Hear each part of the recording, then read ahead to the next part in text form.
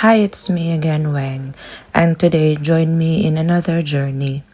Pasensya na nga pala if natagalan tayo sa pag-upload ng video na to or ng vlog na to. Gawa din ng maraming factors at mga kadramahan sa buhay.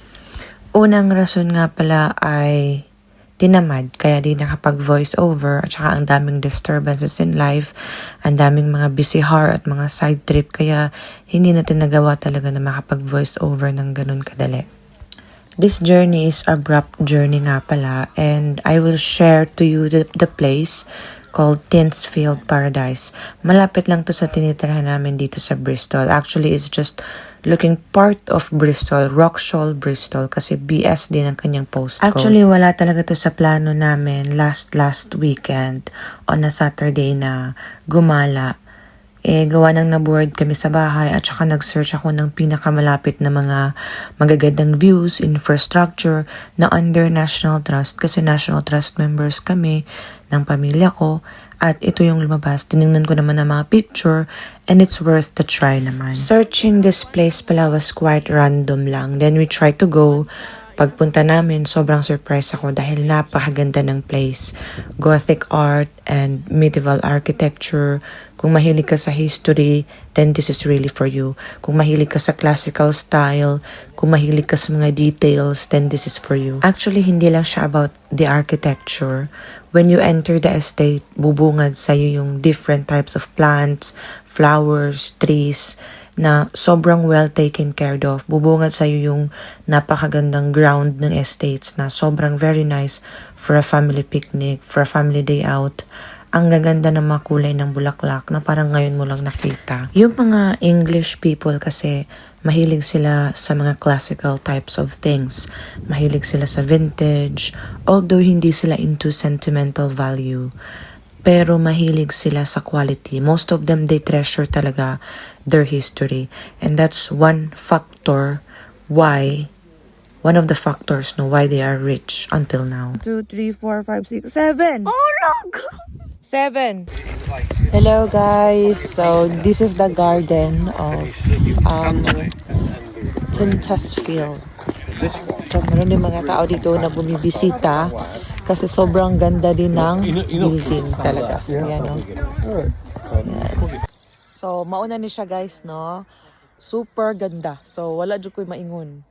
Makaingon siguro ka nga kung ikaw makani ka feeling na pud mo na prinsesa na pud ka. So ani gud siya kanindot, super nice. So ang mga tao diri, even English people, even many people gihapon ang naga-anhi diri para mag-visit or mag-tour diri sa ilahang garden. Tungod kay sa kanindot pud lagi, especially nga spring and summer na. So mao ni siya daghan og bulak, tapos ang mga garden buhi na pod. And mao ni ang uso sa anong panahon, no? Panahon pa ni Cinderella. So sa man ang panahon ni Cinderella, probably 12th century or 17th century pa na siya. So ingon ano siya kanindot. Well, for me, I really enjoyed and love to go to places na both have the historical value and style. It's not just the beauty na pinupuntahan mo, kundi pati na rin sa style niya. Kasi you can't live without anything out of it.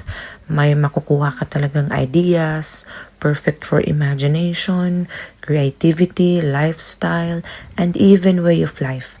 Nakakapanibago and nakaka-inspire, nakaka-encourage, and most of all, nakaka-relieve ng stress.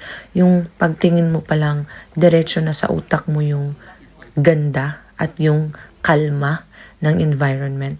Parang you are out of this world. Tinsfield has a lot to offer.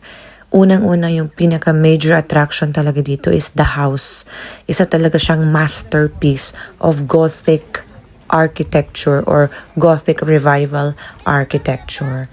And itong Tinsfield is composed of 106 rooms na merong sobrang daming objects, about 70,000 notable objects na pinamana pa at iniwan ng Gibbs family.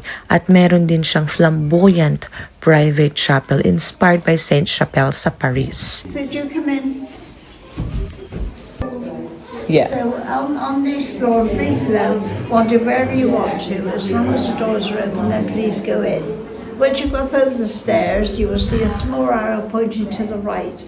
Take that right, have a look in those bedrooms, then make your way towards the chapel where you exit. So do enjoy. Thank you.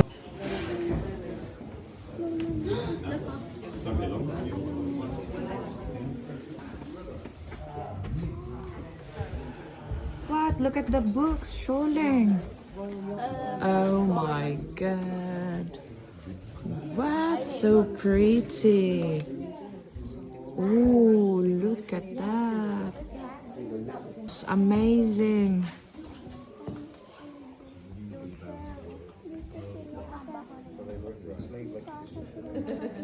You got some questions? This young lady got a question. Go on then. Whose house is this? Whose house? Yeah. Well, there was a family called the Gibbs family. Yeah.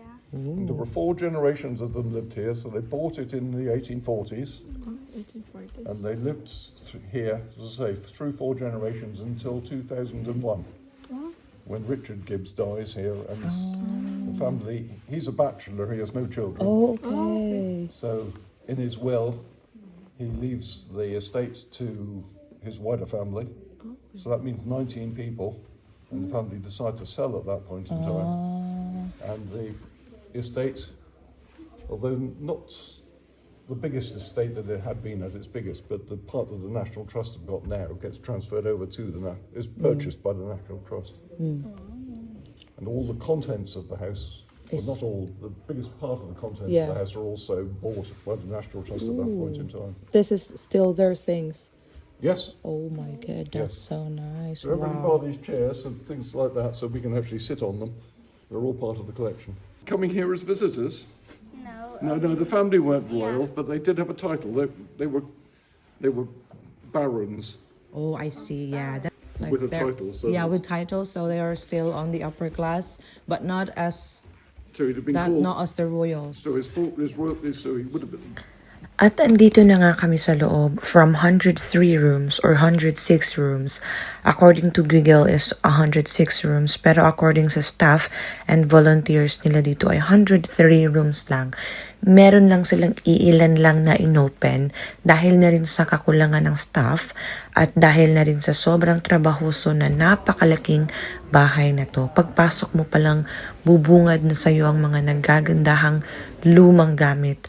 Ma-amaze ka kasi hindi mo to mahahanap kung saan tindahan o kung saan-saan man lang.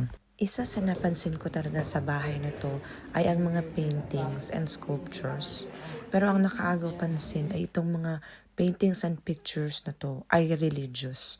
Ang dami kong nakita na more on Mother Mary, Child Jesus na nakadisplay dito mismo sa Very nice. It's really interesting. Yeah. Magtatanong tayo. Hello, madam. Hello there.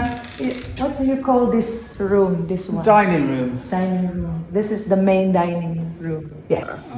But the family thought it was a bit dark for the room. Yeah. So one of their servants, a little boy of 14, Wow. hand painted all this screen. What? Amazing. Oh In the my wallpaper. goodness. So Look at that, it's so made it many. a bit lighter. Oh yeah.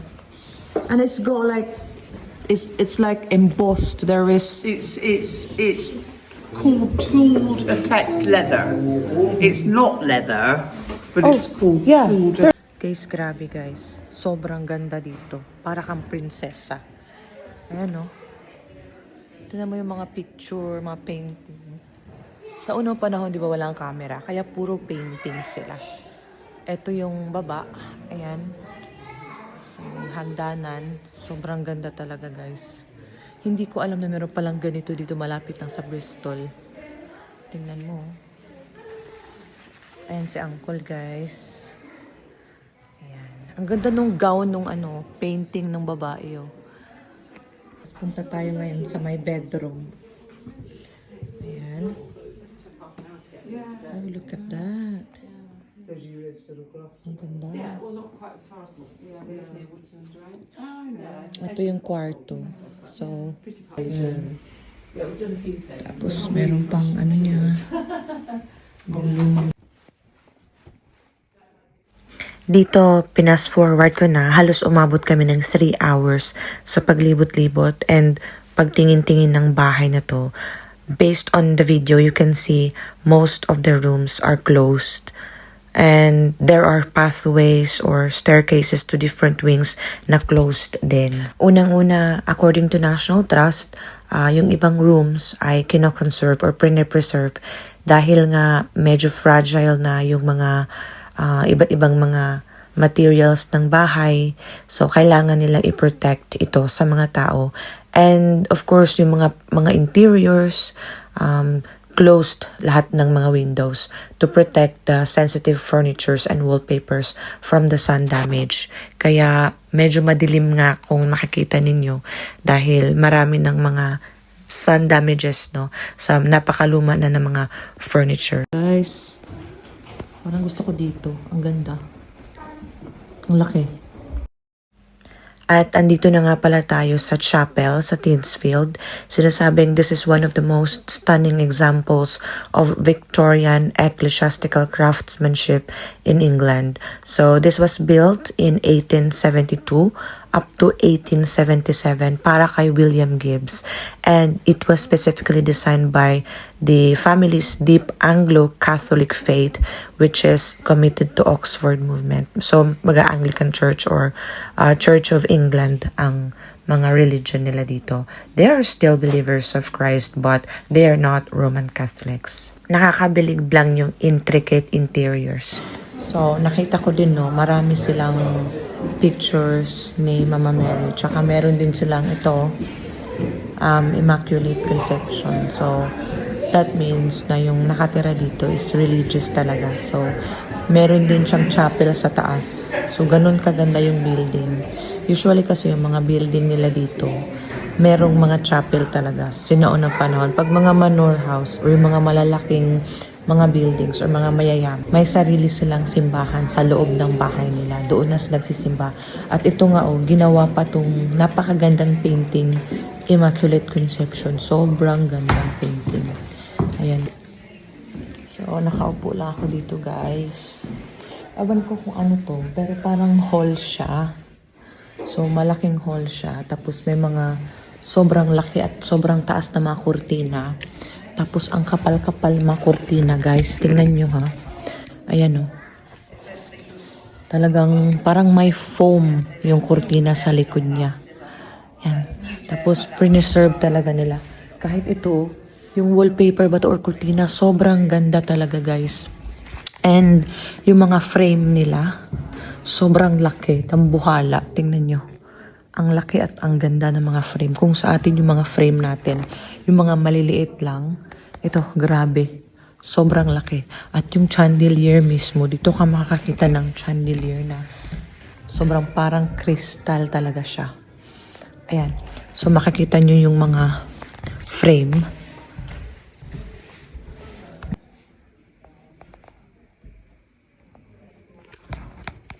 Ayan. So, sobrang laki ng mga frames nila dito. Parang gallery kasi nila to eh. With hand tools. It's just genius. I know, isn't it? Like even the artisans today would take ages to make do just that, yeah. one. Yeah. And even I'd if say- you could find them, they'd be really expensive. Oh, I'm yeah. sure. wouldn't I they? think it Yeah. would really cost a fortune. Yeah, I think this absolutely. one, you know, cost, Yeah. oh my God, thousands. It's very ornate, isn't it? Yeah, this is very ornate, nice, so lovely.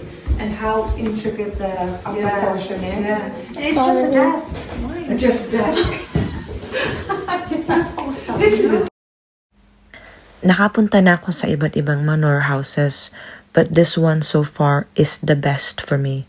Well, apart from Windsor Castle, kasi castle naman yun, nakategory, hindi naman yun manor. Ito talaga, Tinsfield Paradise Arboretum. I would definitely come back over and over again. Ang daming pwedeng gawin, ang daming pwedeng maisip sa lugar na to.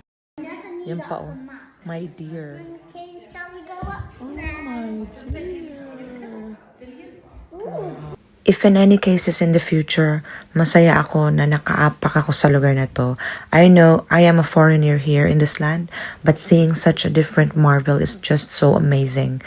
Nakaka-amaze, and who knows, in the future, I might go back to to teach sa atin at maibabahagi ko ang mga ideya at kaisipan sa ating mga kabataan at magkaroon sila ng inspirasyon at malawak na imahinasyon na gumawa rin ng kanilang sariling invento and all the skills just by seeing or sharing this video. We don't know the effect of something unless we try it. Ang iba kasi very negative ang tingin nila sa mga vlogs ko. They think I am just showing off, but that's not my objectives. Hindi naman heart yun. Wah! Dapat di kayo lumapit. Okay, give it a go. Woo! Good! Woo! Ork. Lastly, pauwi na nga kami and since hindi pa kami nag-lunch, nag-stop by muna kami sa sikat na Tinsfield, ang newly furbished Cow Barn Cafe. Dating kwadra or kulungan ng mga baka. Ngayon, ginawa nilang souvenir shop and kainan sa lahat ng mga andito, mga visitors, staffs, volunteers. And syempre, hindi mawawala ang adobo at sinigang. Thank you nga pala kay Delight and Lakay and family na siyang aming buddy and team sa gala na ito. One-of-a-kind experience for family, lalo na sa mga bata kasi nai-enhance yung curiosity nila sa mga bagay na hindi na nila nakikita sa ngayon. Kumbaga, preservation of things are not for us. And ika nga, the world we have in the present is what we borrow from our children. Salamat sa mga nag-preserve ng mga lumang bagay na to dahil hanggang ngayon, kahit ilang taon na, years and century nang nakalipas, we are still able to see this very moment, ang mga bagay na to. At sa lahat ng mga kabataan, stay tuned lang sa inyong mga pangarap and continue the inspiration because who knows?